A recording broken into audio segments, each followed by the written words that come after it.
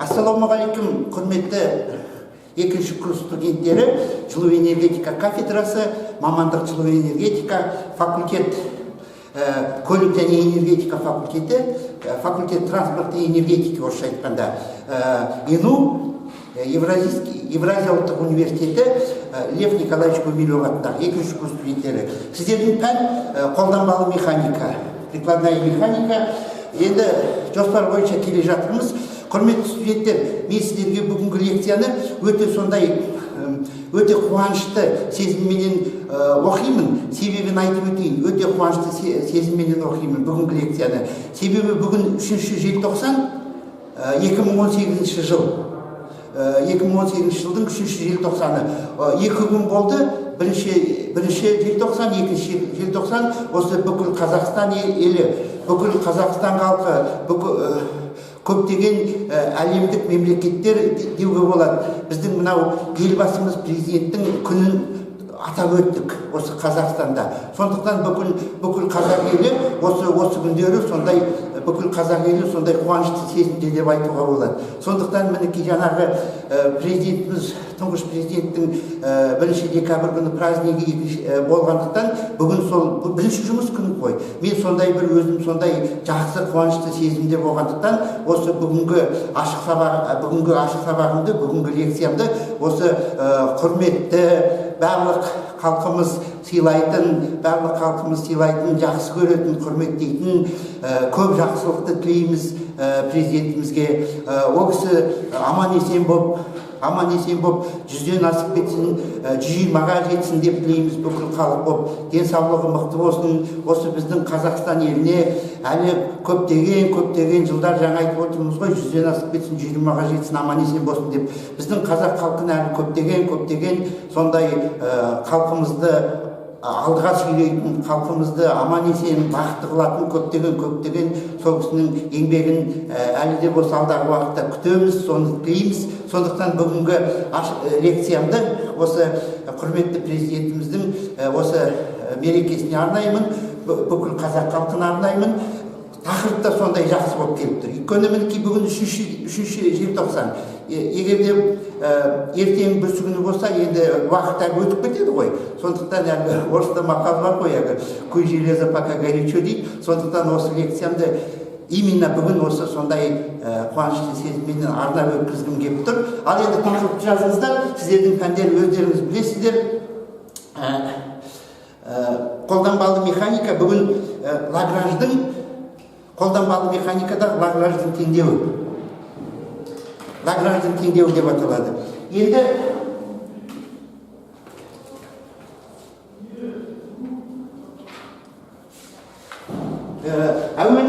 әуелі сол ең соңғы нәтижелі формуланы сразу жазып кетейік.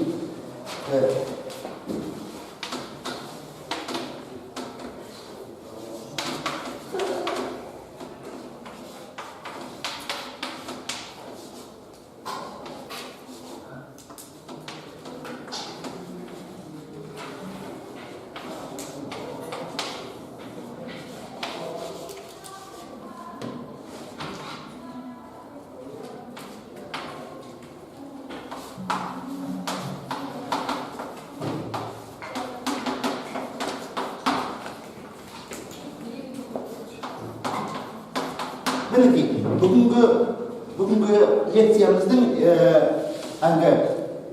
соңында осы формула қорытылып шығады.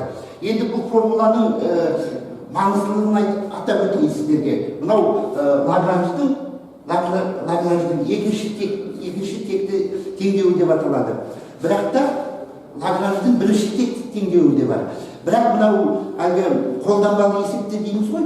Қолданбалы есептерде Лагранждың бірінші теңдеуі жүйелері сирек қолданады.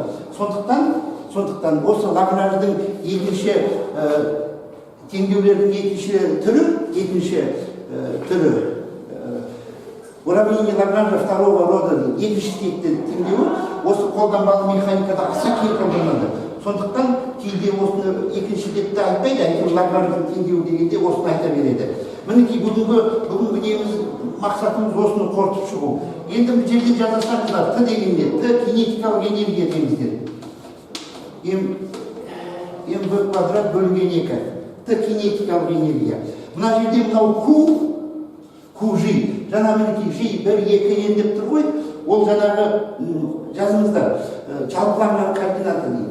Енді кітаптардың көбісі бізде орыс тілінде ғой. Сондықтан арасында мен сіздерге орысша да айта беремін. Обобщенные координаты дейді. Енді біз қазір мынау біздің Қазақстан үкіметі айтып жатыр ғой, үш тілді болу керек деп. Сондықтан мынау кейбір кезде мен сіздерге терминдерді орысша да айта беремін. Мынаны обобщенные координаты дейді, жалпыланған координат, мынау кинетикалық энергия. Ал мынау QG жалпыланған күш деп аталады. Жалпыланған күш деп аталады.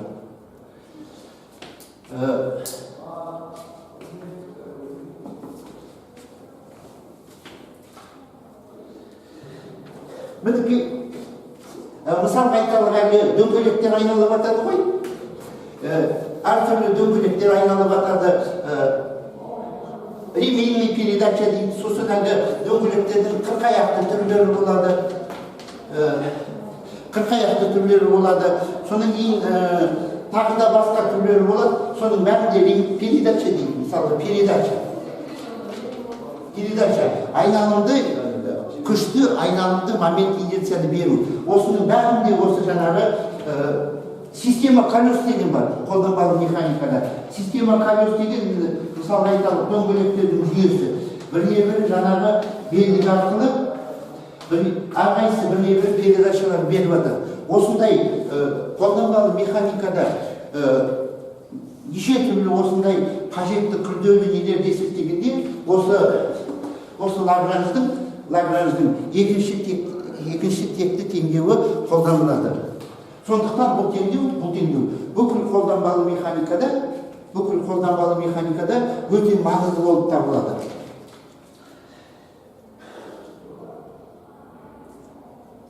Енді осының дәлеліне көшейік.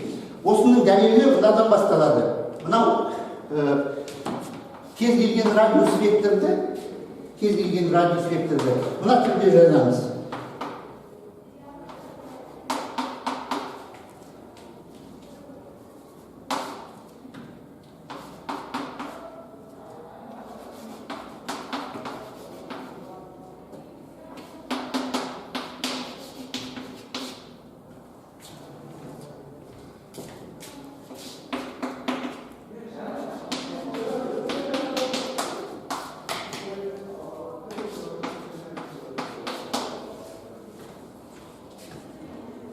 Кез келген радиус векторды мына түрде жазамыз.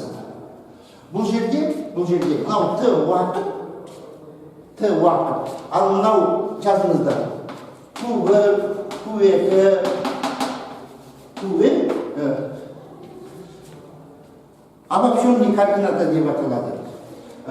Обобщенный координата деген не деген сұраққа мен былай деп жауап беремін. Мысалы айталық, былай деп жазыңыздар.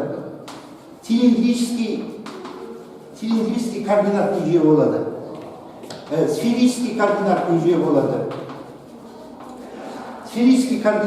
болады. Цилиндрический координатный жүйе болады.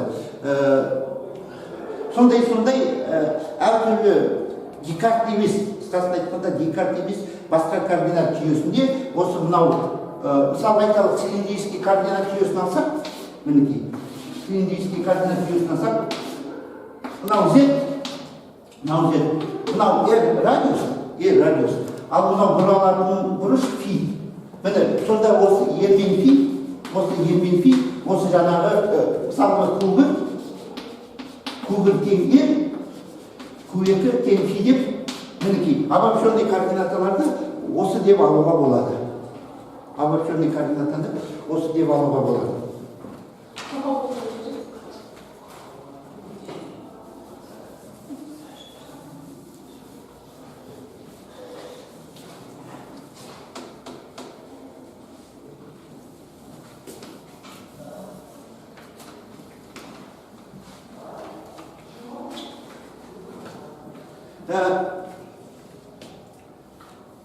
Мына формуланы жаңа неше дедік? мына формуланы 45 дейміз бе? Мен 45 деп атқаным, менің формуланың нумерациясын өзгертпеймін. Кітапта қалай жазылды? Өйткені осы кітап сіздерге таратылды. Кітап өздеріңізде бар, тіпті кажуралдарыңыздан ашып қоюға болады. Сондықтан мен кітаптағы нумерация бойынша өзгертпей жазамын. Мінекей, мынау формула жаңағы радиус векторды уақыт бойынша және обобщенный координаталар бойынша байланыстырады. Енді мынандайды жазамыз. Дельта LI.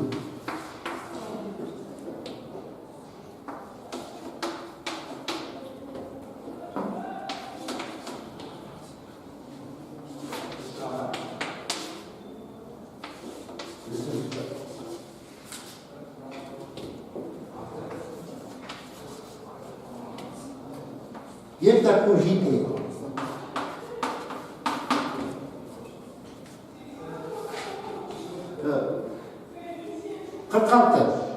Мына 46-ны жазыңыздар. Бұл 46 мынау радиус вектордың вариациясы деңіздер. Радиус вектордың вариациясы деңіздер. 46. Енді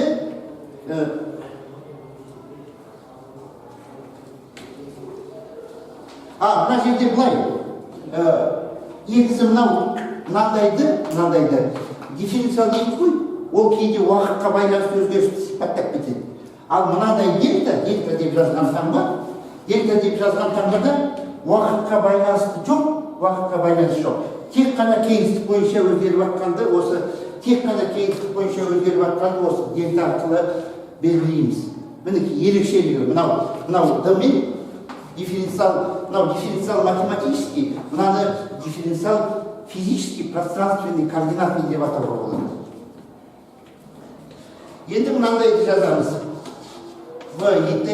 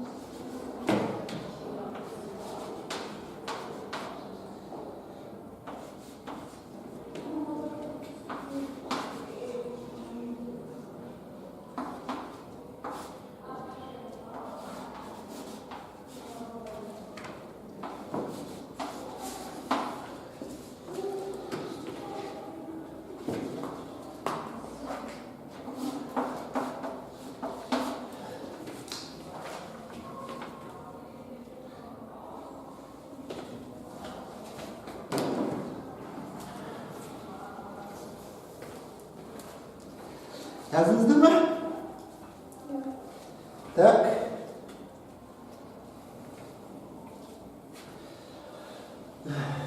Мына жерде мынау үстіндегі нүктелер білесіздер ғой, уақыт бойынша туындыны белгілейді. Бұл жерге жазсаңыздар, мынандай үстіндегі нүкте, былай деген сөз. ДДТ деген сөз. Уақыт бойынша туынды деп бұл жерге жазсаңыздар.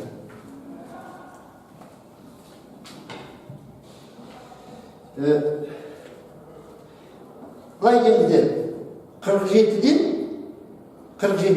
әртүрлі туындыны қарастырамыз деңіздер. 47-ден әртүрлі туындыны қарастырамыз. Сол кезде болады деңіздер. DV DQ альфа с точкой, DR DQ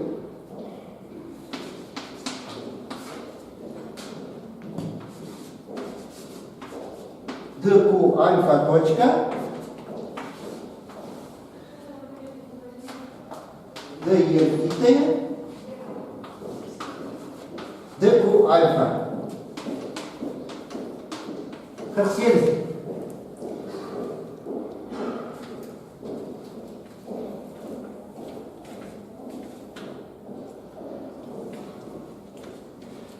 Жаздыңыздар, мен өйткені өшіру керек, тақтада орын жетпей жатыр.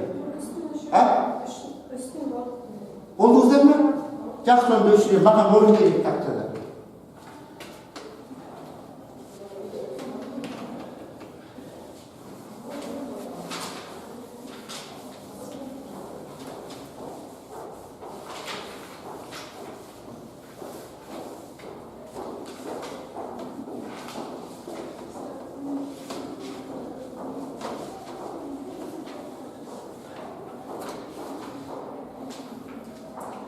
Қай формуланы жаздым мен жаңа сол ғой?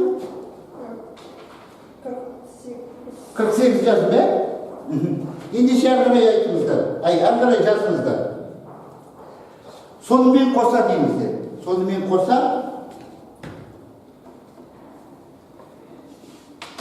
ДВ-ИТ-е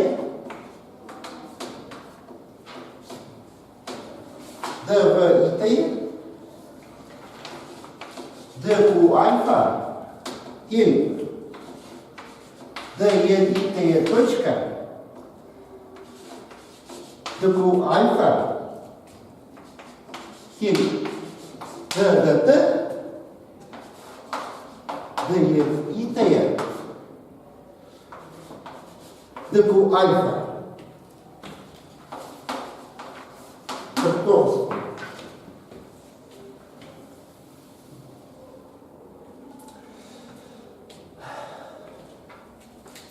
Қырық тоғызды дәлелдеу үшін деміздер. 49-ды дәлелдеу үшін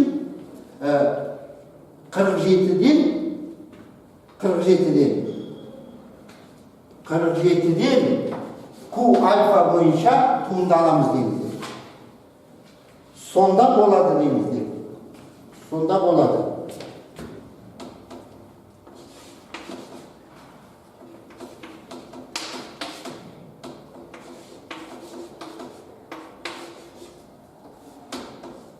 ДКУ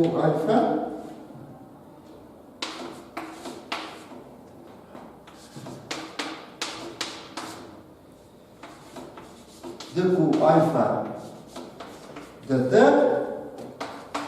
плюс бірден қағали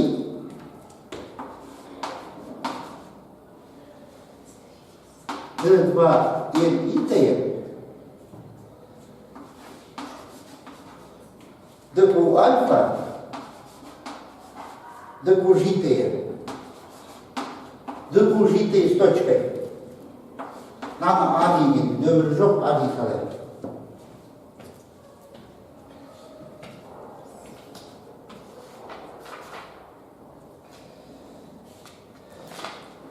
Бұл А, жаңағы 47-ні ашып дейді ғой, ашып туындалғанда осылай шығады. ДКУ альфадан туындалғанда осылай шығады. Сонымен қоса дейміздер. Сонымен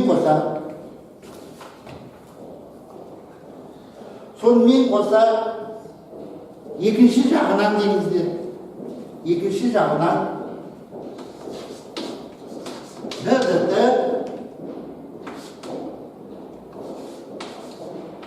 ДНИТ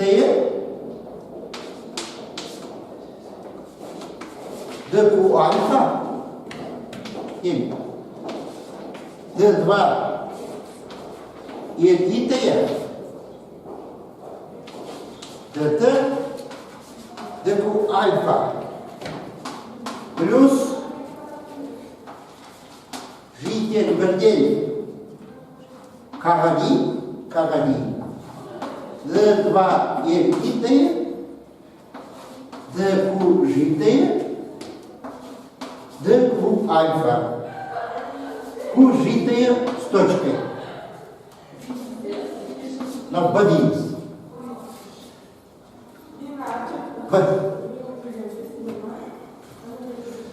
Енді бұл үлгеріп отырсыздар ма? Білмесеңіздер айтыңыздар. Жайлап оқы деп, үлгеріп отырсыңдар ма?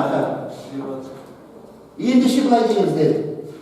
А мен Б'дан дейміздер. А мен Б'дан 49 шығады дейміздер. А мен Б'дан 49 шығады.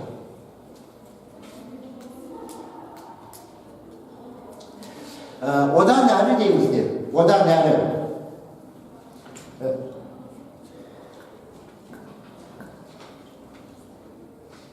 Динамиканың жалпы теңдеуі деп аталатын, одан әрі динамиканың жалпы теңдеуі деп аталатын, кейде оны Даламберг теңдеуі дейді. Французский фамилия. Кейде оны Даламберг теңдеуі дейді.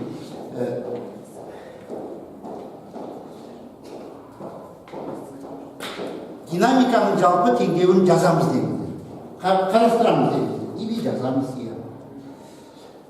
Мінекей. И тең бірден нге дейін f i таяр дельта f i таяр минус сумма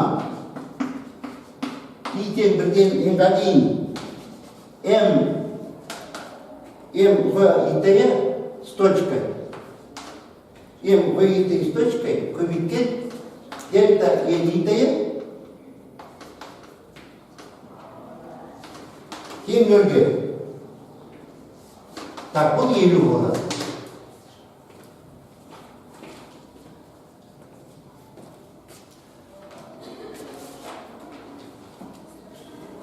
Елуде бірінші мүшелі обобщенная координата кружи, обобщенный күш кружи және обобщенный координата кружи арқылы жазамыз дейді. Елуде мына бірінші мүшені обобщенный күш кружи, обобщенный координата күш тетайжи арқылы жазамыз дейді. Сол кезде болады сумма i тең бірден нға дейін f i таяр дельта n i таяр равен